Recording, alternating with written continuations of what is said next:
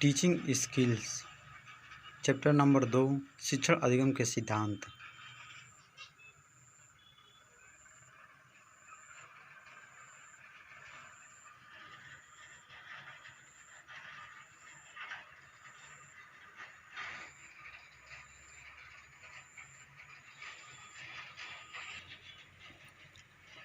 Question number 1, शिक्षण से क्या आशय है? ऑप्शन डी इज करेक्ट, ये सभी।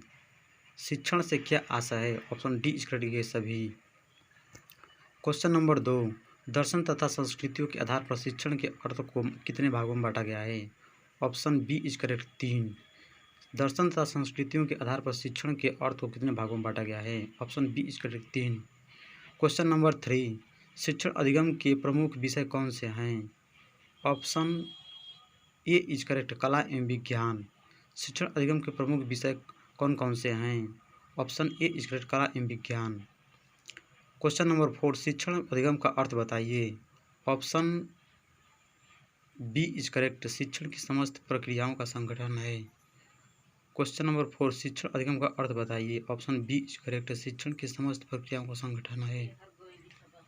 क्वेश्चन नंबर 5, शिक्षण अधिगम की एक प्रमुख विशेषता बताइए।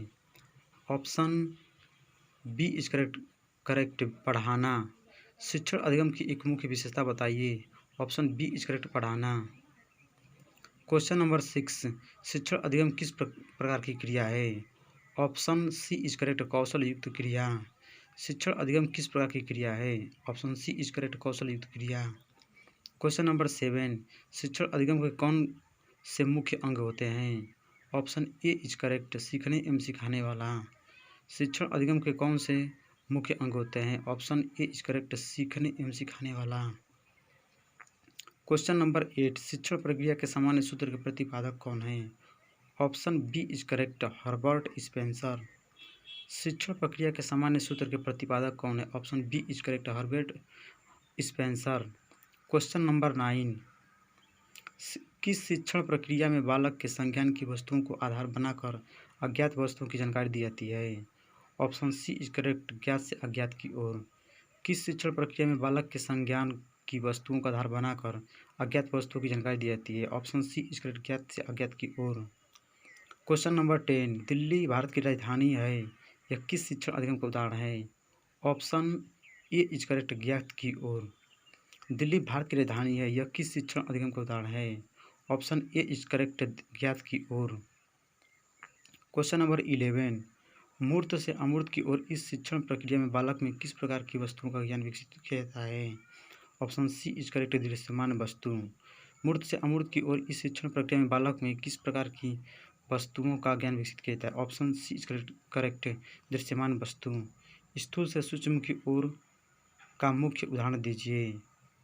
Option A is correct, model. स्थूल से सूक्ष्म की ओर का मुख्य उदाहरण दीजिए। Option A is correct, model. वाक्यांशों, मुहावरों आदि का ज्ञान सर्वप्रथम किस प्रक्रिया में दिया जाता है? ऑप्शन बी इज करेक्ट, सरल से कठिन की ओर। वाक्यांशों, मुहावरों आदि का ज्ञान सर्वप्रथम किस प्रक्रिया में दिया जाता है? ऑप्शन बी इज करेक्ट, सरल से कठिन की ओर। पूर्ण से अंश की ओर इस शिक्षण प्रक्रिया में मुख्य तत्व क्या क्या दिए गए जाते हैं? ऑप्शन डी इज करेक्ट, ये सभी। पूर्ण से अंश की ओर इस शिक्षण प्रक्रिया में मुख्य तत्व क्या क्या दिए जाते हैं? ऑप्शन डी इज करेक्ट, ये सभी। वाक्य, शब्द, वर्ड, ये सभी। क्वेश्चन नंबर 15, पुनरावृत्ति से बालक का अधिगम होता है। ऑप्शन ए इज करेक्ट, दृढ़। पुनरावृत्ति से बालक का अधिगम होता है। ऑप्शन ए इज करेक्ट, दृढ़। क्वेश्चन नंबर 16, शिक्षण प्रक्रिया के मनोवैज्ञानिक सिद्धांत कौन से हैं? ऑप्शन ए इज करेक्ट, प्रेरणा। शिक्षण प्रक्रिया के मनोवैज्ञानिक सिद्धांत कौन से हैं? Option A is correct, Prerna. Skinner के क्वेश्चन नंबर 17, स्किनर के अनुसार शिक्षण क्या है? ऑप्शन बी इज करेक्ट, शिक्षण पुनर्वर्ण की आकस्मिकताओं का क्रम है। स्किनर के अनुसार शिक्षण क्या है? शिक्षण, ऑप्शन बी इज करेक्ट, शिक्षण पुनर्वर्ण की आकस्मिकताओं का क्रम है। क्वेश्चन नंबर 18, एक उत्तम शिक्षण के मुख्य प्रमुख विशेषता लिखिए। ऑप्शन ए इज करेक्ट, अधिगमकर्ता का स्वयं सीखने के लिए प्रेरित होना। एक उत्तम शिक्षण के प्रमुख विशेषता लिखिए। ऑप्शन ए इज करेक्ट, अधिगमकर्ता का स्वयं सीखने के लिए प्रेरित होना। क्वेश्चन नंबर 19, शिक्षण के प्रमुख स्तर कौन से हैं? ऑप्शन डी इज करेक्ट, ये सभी। स्मृति स्तर, बोध स्तर, चिंतन स्तर, ये सभी। शिक्षण के प्रमुख स्तर कौन से हैं? ऑप्शन डी इज करेक्ट, ये सभी। क्वेश्चन नंबर 20, शिक्षण अधिगम के संदर्भ में बर्टन के प्रमुख विचार बताइए। ऑप्शन बी इज करेक्ट, शिक्षण के लिए पथ प्रदर्शक होना चाहिए। शिक्षण अधिगम के संदर्भ में बर्टन के प्रमुख विचार बताइए। ऑप्शन बी इज करेक्ट, शिक्षण के लिए पथ प्रदर्शक होना चाहिए। क्वेश्चन नंबर 21, शिक्षण प्रक्रिया की कितनी अवस्थाएं होती हैं? Option B is correct, 3। शिक्षण प्रक्रिया की कितनी अवस्थाएं होती हैं? Option B is correct, 3। Question number 22, उद्देश्यों के आधार पर शिक्षण को कितने भागों में बांटा गया है? नाम लिखिए।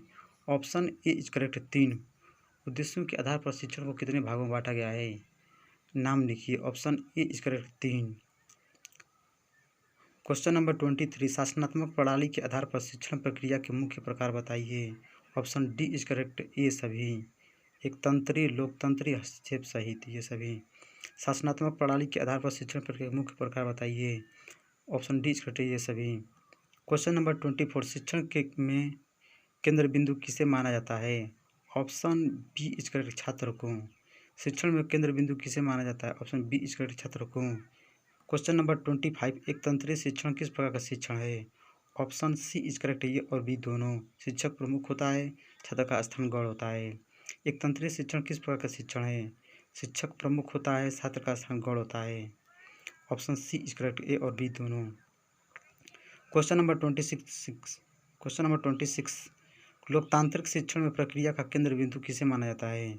ऑप्शन ए इज करेक्ट, छात्र को। लोकतांत्रिक शिक्षण में प्रक्रिया का केंद्र बिंदु किसे माना जाता है? ऑप्शन ए इज करेक्ट, छात्र को। क्वेश्चन नंबर 27, हस्तक्षेप रहित शिक्षण किस प्रकार का कार्य करता है? ऑप्शन बी इज करेक्ट, मित्र की भांति। हस्तक्षेप रहित शिक्षण किस प्रकार का कार्य करता है? ऑप्शन बी इज करेक्ट, मित्र की भांति। क्वेश्चन नंबर 28, शिक्षण प्रक्रिया की प्रकृति किस प्रकार की है? Option D is correct, B और सी दोनों। कलात्मक, वैज्ञानिक। क्वेश्चन नंबर 29, शिक्षण के संदर्भ में स्मिथ के विचार क्या हैं?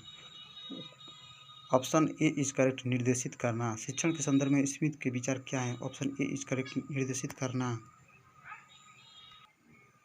क्वेश्चन नंबर 30, शिक्षण में नियोजन के सिद्धांत से क्या तात्पर्य है?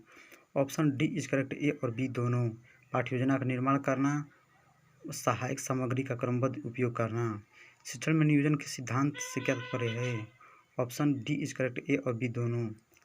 क्वेश्चन नंबर 31, शिक्षण से पूर्व शिक्षक की मुख्य भूमिका क्या होती है? ऑप्शन सी इज करेक्ट, अनुकूल पाठ्यक्रम तैयार करना। शिक्षण से पूर्व शिक्षक की मुख्य भूमिका क्या होती है? ऑप्शन सी इज करेक्ट, अनुकूल पाठ्यक्रम तैयार करना। क्वेश्चन नंबर 32, शिक्षण में विभाजन का सिद्धांत क्या है? ऑप्शन बी इज करेक्ट, उप इकाइयों में बांटना। शिक्षण में विभाजन का सिद्धांत क्या है? ऑप्शन बी इज करेक्ट, उप इकाइयों में बांटना। क्वेश्चन नंबर 33, छात्रों को पढ़ाए गए पाठ को दोहराने का अवसर देना किस सिद्धांत के अंतर्गत आता है? ऑप्शन डी इज करेक्ट, पुनरावृत्ति आवृत्ति। छात्रों को पढ़ाए गए पाठ को दोहराने का अवसर देना किस सिद्धांत के अंतर्गत आता है? ऑप्शन डी इज करेक्ट, पुनरावृत्ति आवृत्ति। क्वेश्चन नंबर 34, शिक्षण सूत्र क्या होते हैं? ऑप्शन डी इज करेक्ट, ये सभी। अनुभवी शिक्षक, शिक्षाविद, मनोवैज्ञानिक अनुभव। शिक्षण सूत्र क्या होते हैं? ऑप्शन डी इज करेक्ट, ये सभी। ज्ञात से अज्ञात की ओर शिक्षण सूत्र किस तथ्य पर आधारित होता है? ऑप्शन सी इज करेक्ट, मनोवैज्ञानिक विधि। ज्ञात से अज्ञात की ओर शिक्षण सूत्र किस तथ्य पर आधारित होता है? ऑप्शन सी इज करेक्ट, मनोवैज्ञानिक विधि।